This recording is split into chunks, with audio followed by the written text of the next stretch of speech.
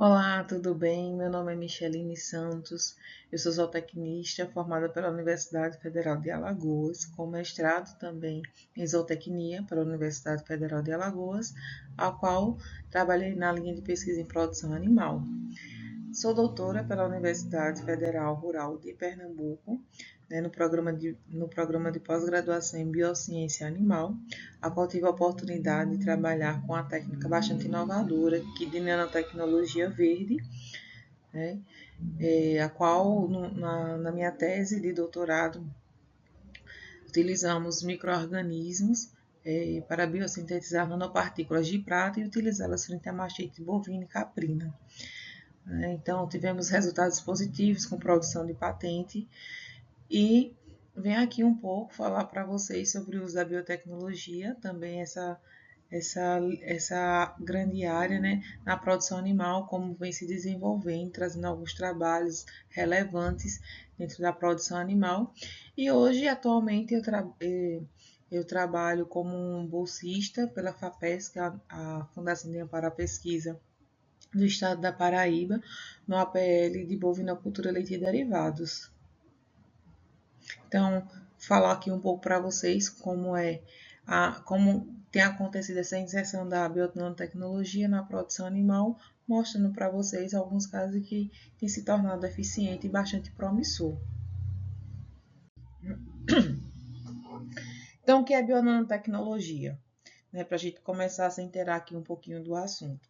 A bionanotecnologia ela é um ramo da nanotecnologia, né, onde ela recebe algumas denominações, como nanotecnologia verde e nanobiotecnologia. Então, vocês também podem encontrar essas duas nomenclaturas, né? E que é uma tecnologia que transforma materiais em tamanhos nanométricos, usando um método de síntese por via biológica. Então, essa via biológica ela pode se dar decorrente de bactérias, de fungos, algas e plantas, né? E quando a gente fala em plantas, ela pode ser utilizada todos os compartimentos da planta, tanto a flor como a folha, fruto, caule, raiz e suas sementes. Tudo se é utilizado para esse processo de biossíntese.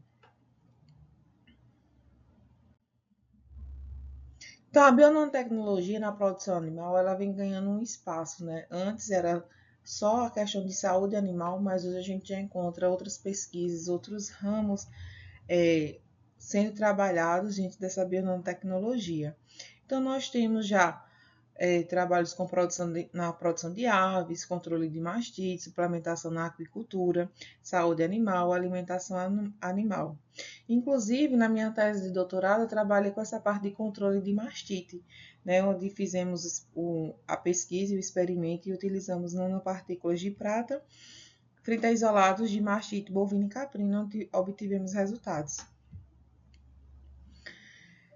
E os metais mais utilizados que nós temos hoje, assim, em estudo, é o ouro, o selênio, a prata, o cobre, o zinco e o manganês. E aqui eu chamo a atenção para a prata. Por quê? Porque a prata ela vem sendo muito mais utilizada já porque ela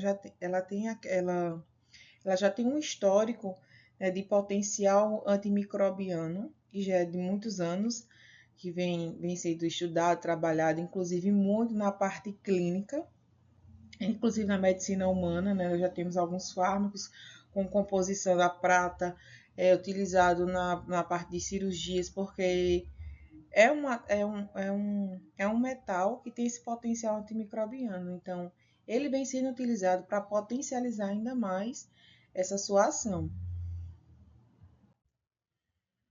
Então, falando um pouco mais sobre a prata, né? Então, aqui eu vou dar um pouco maior ênfase às nanopartículas de prata. Por quê? Porque a prata, ela estão entre os metais nobres amplamente estudados devido às suas propriedades físicas e químicas distintas, né? Então, assim, a prata ela já vem de muito tempo, bem antigamente mesmo, né, que se é utilizado para diversas finalidades, né? Inclusive a história da prata ela é antiga, né? Em que se muito era utilizado justamente para tratar algumas infecções, hoje é utilizado dentro da medicina humana, dentro da medicina animal, e aí por saber dessas potencialidades, dessas características distintas, nessas propriedades, então por que não potencializar, né, esses efeitos em nanopartículas? Porque quanto menor a nanopartícula, maior o potencial dela. Então, surge como um tratamento promissor para superar a resistência dos micro-organismos aos antibióticos, né? Porque hoje o que a gente mais vê, que a gente enfrenta essa questão da resistência microbiana, né? Devido a uso indevido e exacerbado de muitos antibióticos, e isso faz com que não há isso faz com que a comunidade acadêmica, os cientistas e pesquisadores vá atrás de novas fontes, de novas fórmulas de substâncias antimicrobianas para conter esses micro-organismos que já são resistentes aos antibióticos convencionais. Então, as nanopartículas de prata, elas podem ser utilizadas em diversos segmentos e vêm sendo utilizadas em diversos segmentos, como a questão dos cosméticos, indústria alimentícia, farmacêutica, agricultura e pecuária, né? Então, hoje nós temos assim já alguns estudos apontando o uso dessas nanopartículas de prata provenientes não só de micro-organismos, a sua biossíntese, mas também de óleos essenciais e outras de plantas e outros materiais biológicos e que tem tornado-se efetivo, né, quando trabalhados, quando testados, em frente a micro-organismos que são de resistência, que são micro-organismos causadores de doenças, que são patogênicos. Então, a gente vai ver mais na frente alguns casos que eu trouxe aqui e que remete a isso, né, ao uso dessas nanopartículas com metal prata e que têm se tornado eficazes da produção animal. A prata, ela também não só se destaca pela propriedade antibacteriana, né, que ela possui, mas também pela propriedade antifúngica e antioxidante. Tem outros trabalhos, né, que envolvem prata, também trata-se de trabalhos que não sejam só antimicrobianos, né, mas também que enfatiza essa parte antioxidante dela. Ele é usado muito na terapêutica, na catálise, detecção de biomoléculas, diagnóstico e terapia antimicrobiana. Possui também um forte efeito antimicrobiano contra bactérias, fungos e vírus, né? Aumento de efeito com partículas em escala nanométrica. Então, a sua potencialidade ela aumenta quando utilizada dentro dessa escala, né? Por isso que em nanopartículas de prata ela potencializa o efeito do metal. Então, a bionanotecnologia, ela nos dá a diferença do método convencional de síntese de nanopartículas através de quê? Por ser um método considerado um método verde, limpo e sustentável, né, que não causa danos ao meio ambiente, assim como o método químico nos seus descartes de reagentes, no método físico também, por altos consumos de energia. Ele é um método menos oneroso, né? Não utiliza solventes químicos, o solvente mais utilizado é a água. Nós utilizamos nesse processo de biossíntese. Utilizamos materiais biológicos de baixo custo e que podem ser coletados no meio ambiente, né? Como as bactérias, os fungos, as algas, as plantas. Então, nós não precisamos adquirir, gastar, pagar caro por obter esses materiais. E como produto dessa biossíntese, nós temos os nanomateriais, né? Porque é em escala nanométrica, de 1 a 100, então nós temos o que? As nanopartículas metálicas, certo? Então, aqui eu trago para vocês essa imagem e que ela vai mostrar um pouco desses métodos de síntese de nanopartícula, onde existem dois métodos, o top-down e o bottom-up. Esse top-down é o método relacionado ao método físico, que são os métodos mais convencionais, o método físico e o método químico, né? Porém, o método físico, ele consiste na quebra sucessiva do metal no seu tamanho convencional até atingir um tamanho nanométrico. Muitas das vezes, essa quebra ela não traz estabilidade à nanopartícula, né? E é um método mais rápido, porém, ele não dá muita estabilidade. No, Pelo método bottom-up, nós dividimos em duas vias, a via química e a via biológica. O método químico, ele também é um método convencional, bastante utilizado, porém, nesse método químico, ele consiste na construção dos nanomateriais pelo agrupamento de átomos e partículas subatômicas. E aqui nós utilizamos também reagentes químicos, né, que muitas vezes são considerados tóxicos ao meio ambiente, principalmente quando a gente vai fazer o descarte do material. Já o método biológico, que é esse método que nós utilizamos solvente como a água como solvente e materiais biológicos, ele segue dois caminhos a ser sintetizados as nanopartículas, né? Por via intracelular e via extracelular. Bom, dentro dos materiais biológicos sintetizantes de nanopartículas, principalmente nanopartículas de prata, né? Eu trouxe aqui os micro-organismos. Por quê? Eles tomam também um destaque um pouco maior relacionado aos outros materiais, como principalmente as plantas, né? Então, os micro-organismos, eles são considerados nanofábricas capazes de acumular e desintoxicar metais pesados devido à presença de várias enzimas redutases aptas a reduzir sais metálicos às nanopartículas metálicas, né? Então, eles têm essa capacidade, então tornam-se muito mais produtores, sintetizadores de nanopartículas do que outros tipos de materiais. Também são mais econômicos para poder utilizarmos dentro da bionanotecnologia e também livre de qualquer variação sazonal, diferente dos vegetais que tem aquele período próprio de produção. Então, a determinada época do ano, nós não vamos ter aquela planta ali presente. Né? Então, se torna um pouco mais difícil. Já os micro-organismos, não. Até porque nós podemos guardá-los de forma a poder utilizar futuramente. Então, aqui eu trago para vocês uma tabela que mostra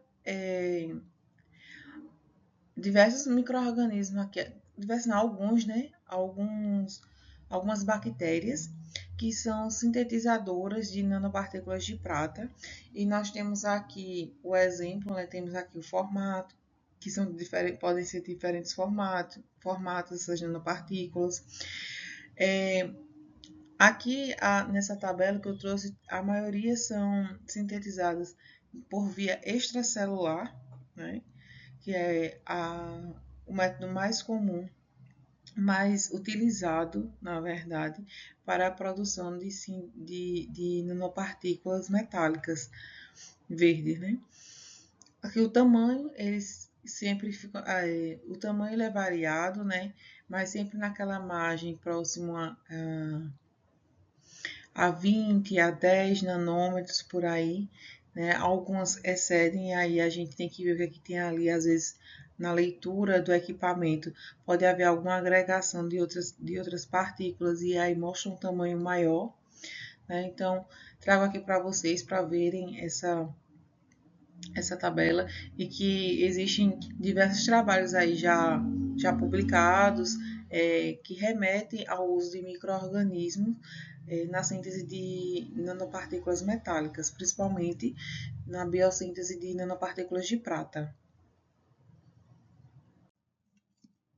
Então, aqui eu trago essa imagem para mostrar como que ocorre, né, o método intracelular, Então, o método intracelular ele ocorre por absorção dos íons metálicos que reagem com moléculas intracelulares, onde esses íons eles são reduzidos e formam nanopartículas, as nanopartículas metálicas. Há uma interação eletrostática entre a carga negativa de membrana celular do microorganismo, que aqui o exemplo que eu trouxe é numa célula bacteriana, gerando assim o transporte dos íons para o interior da célula, que irão se agrupar formando as nanopartículas, né? Então aqui a gente vê no tópico 1, a absorção desses íons para dentro da célula. No 2, a redução por moléculas intracelulares, em que esses íons vão se agrupar. E o 3, a formação dessas nanopartículas. Porém, a desvantagem desse método extracelular são os tratamentos que devem ser adicionados para ter a contestação realmente dessas nanopartículas, como ultrassom ou reações de detergentes específicos para liberar essas nanopartículas, que muitas vezes elas ficam agrupadas ali naquelas moléculas intracelulares. Esse é o método intracelular. No método extracelular, que é o método mais comum, o método mais utilizado, de se biosintetizar nanopartículas metálicas, né? Aqui eu coloquei aqui essa imagem, bem assim resumido, de como ocorre esse processo, né? Então, nós temos aqui, pode ser por via bacteriana, por fungos, por algas, por plantas, e aí vai depender da parte da planta específica que você quer trabalhar. E aí a gente faz o que? A maceração no caso das plantas, faz a maceração. No caso das bactérias, fungos e algas, a gente põe para crescer em meios específicos, onde a gente vai coletar o substrato desse material biológico, né? Onde vão estar ali enzimas, as proteínas, vão estar ali moléculas bioativas em que vão fazer esse processo de biosintetização, né? Onde os íons metálicos vão se ligar a esses moléculas bioativas para fazer esse processo. Então, nós temos aqui o extrato livre de células, né? Nós filtramos esse material biológico, né?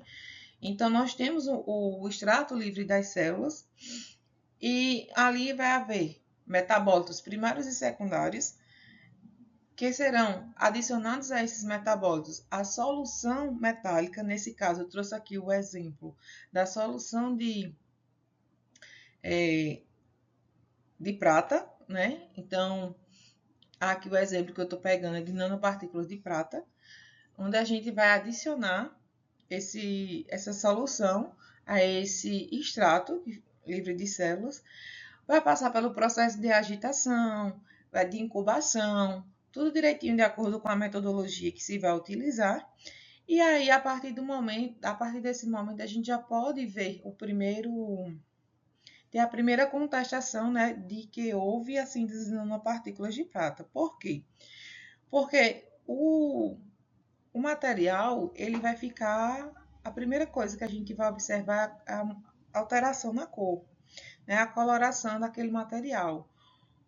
Aqui na imagem eu coloco, porque quando a gente faz a filtragem daquele material que tem os metabólitos ali, a coloração é diferente, né? Justamente esse tom amarelado, porque vem do meio de cultura que você utilizou, enfim, ali naquela preparação do material. E quando a gente coloca essa solução metálica junto com o extrato, então há essa interação, né? Há a redução, nesse caso aqui, a redução da prata, que vai fazer com que o líquido do material ele altere a sua cor, né? Então, esse é um dos primeiros pontos a se observar, que geralmente fica de tom marrom, né? Esse tom assim, de amarelo escuro até o âmbar, então marrom. E para que a gente tenha a certeza de que ali tinha a nanopartícula, que não pode ser só diagnóstico visual, né, a gente precisa fazer alguns testes, algumas comprovações para que a gente saiba que ali tenha realmente a nanopartícula, né? Então, assim, trouxe aqui na caracterização desse material alguns métodos utilizados, como a ultravioleta visível, que a gente chama de UV-Vis, DLS, o potencial zeta, microscopia de varredura, microscopia eletrônica, energia dispersiva de luz, infravermelho, DRX, microscopia de força atômica e outras também aqui utilizadas. Claro, nem sempre vai ser possível você fazer todos esses, mas existem alguns que são realmente necessários, como o VVIS, DLS, potencial zeta, o FITI, o DRX, e se possível você ter a microscopia para poder você ver o tamanho e o formato dessa nanopartícula, certo? Também vai depender do que você quer, você vai utilizar essa nanopartícula. Então, existem diversas aplicações. Você pode usar essas aplicações como atividade antibacteriana, antifúngica, antioxidante e anticâncer. Então, essas são as aplicações que hoje vêm sendo estudadas, né, em relação à nanopartícula, não só de prata, mas outras nanopartículas também, mas cada um com sua aplicação e especificidade. Então, quando a gente fala aqui de nanopartículas metálicas, existem algumas considerações, né? Então, elas têm as propriedades específicas, essas nanopartículas metálicas, em que elas vão dar na síntese, através da caracterização que você vai fazer, ela vai mostrar o formato, o tamanho, né? Dentro dessa escala de 1 a 100 nanômetros, qual o tamanho dela, porque vai dizer muito da estabilidade dela ali no sistema. O formato dessa nanopartícula, se ela é esférica, se ela é estrelar, se ela tem outras formas, porque isso aí também consta na parte da adesão à célula, que vai a aplicação dessa nanopartícula. A composição dessa nanopartícula, então, a gente tem como saber, através do processo de caracterização, que ela nos dá essas propriedades, de qual metal foi sintetizado essa nanopartícula, qual a composição, a maior área de superfície que essa nanopartícula ela pode ter. E a determinação é que ela determinam alguns pontos, né, como o potencial dessa nanopartícula, a característica dela, se ela é plasmônica, catalítica ou magnética, a aplicação individual ou associada com bioinoculantes, que faz com que essa nanopartícula também possa ser potencializada, e a classificação dessas nanopartículas quanto aos metais ligantes. Como assim? Se eu utilizar apenas um metal, essa não vai ser uma monometálica, uma nanopartícula monometálica. Se eu utilizo a relação de dois metais, ela é uma nanopartícula bimetálica. Se eu utilizo três, uma nanopartícula trimetálica. Então, dando continuidade aqui ao nossa apresentação, como que essa bionanotecnologia ela vem sendo aplicada dentro do processo de produção animal, dentro dessa grande área de produção animal. Então, hoje assim, a gente já encontra muitos trabalhos desenvolvidos, outros que estão sendo desenvolvidos, que é uma área ainda é uma área inovadora que precisa assim, de muito cuidado e muito estudo também. Mas eu trago aqui para vocês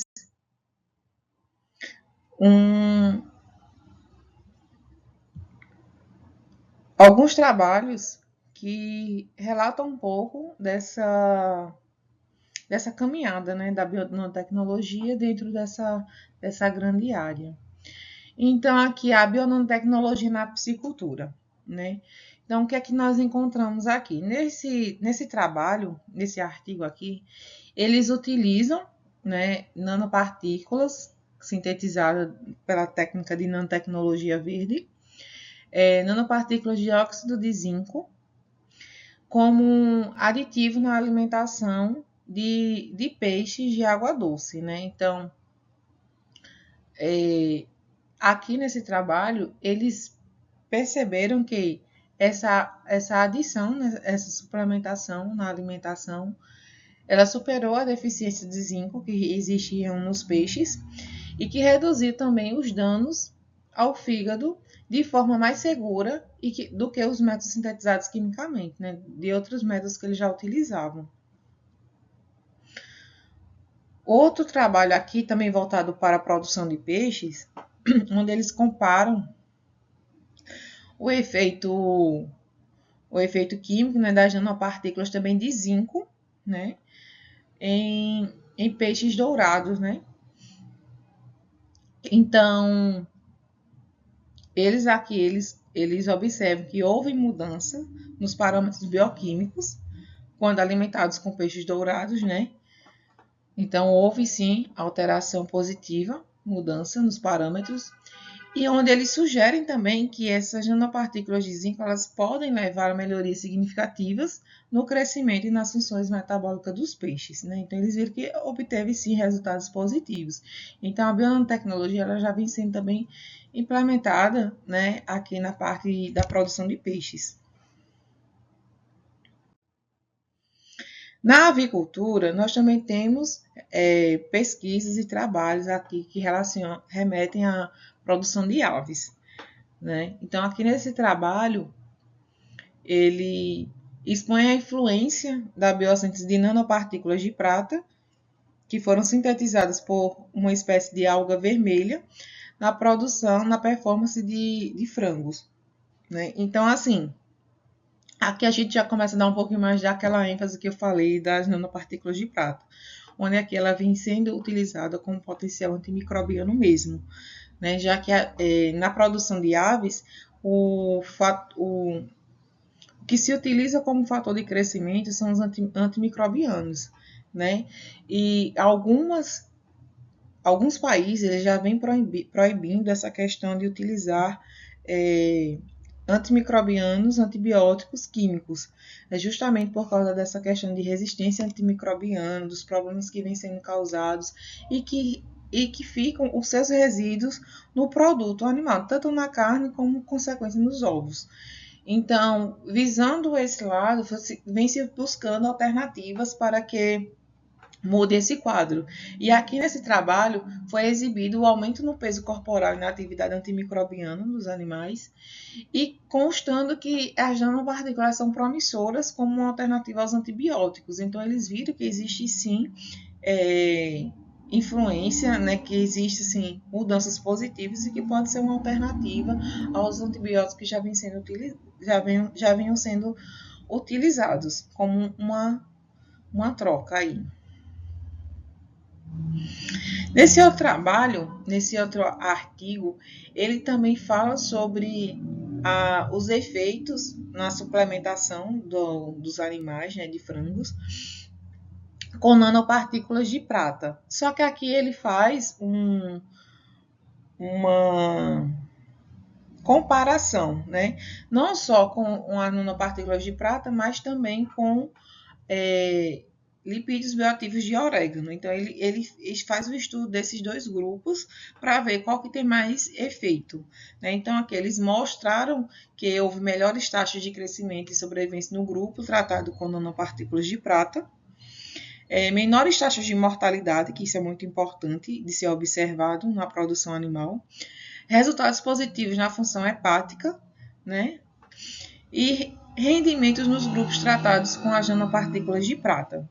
Então, aqui mais outro artigo que vem comprovando essa eficiência das nanopartículas de prata e do seu efeito antimicrobiano. Aqui, puxando mais para saúde animal, onde eu venho incluindo aqui a questão dos ruminantes, né? Tanto de caprinos como bovinos. Esse trabalho aqui, em específico, ele fala sobre testes, né, realizados com nanopartículas de prata, para ver se o efeito realmente é antimicrobiano, em isolados de mastite de cabra, que foram testados em Staphylococcus aureus e Pseudomonas aeruginosa. Né? Então, foi observado que essas nanopartículas elas induziram a morte celular bacteriana, né? Fizeram aí seu mecanismo de ação. E eles propõem também nesse artigo o modo de ação que essas nanopartículas elas fazem da célula bacteriana, né? Que houve sim resultados desses isolados de mastite subclínica em cabras. Nesse outro trabalho, eles já utilizam essas nanopartículas de prata, né, para saber se houve inibição de biofilme formado por também bactérias de mastite, né, patogênicas de mastite.